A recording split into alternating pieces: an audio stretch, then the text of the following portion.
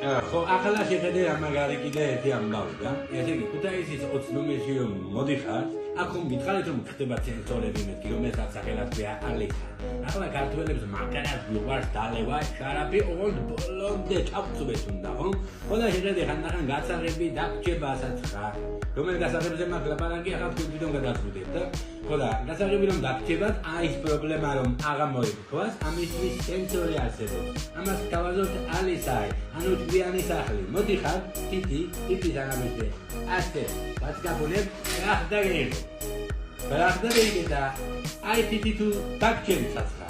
პრობლემა არა, შეხედე აქ ბალახის შეგიძლიათ ისარგებლოთ, შეგიძლიათ ტელეფონი მიანაზოთ ყველაფერს და მაგრამ თუ რამე თითები გინდათ, ასე ალისას პულს მევხელს 1-1-2-2-3-3. ოპ დაგეიღო. აი თითების თუ საცხან დაგჩან, ამაზე ჩვენ ვეღარ მოგემსახურებით. ამაზე უკვე ფერი არის. კარგად დამეგობრდეთ.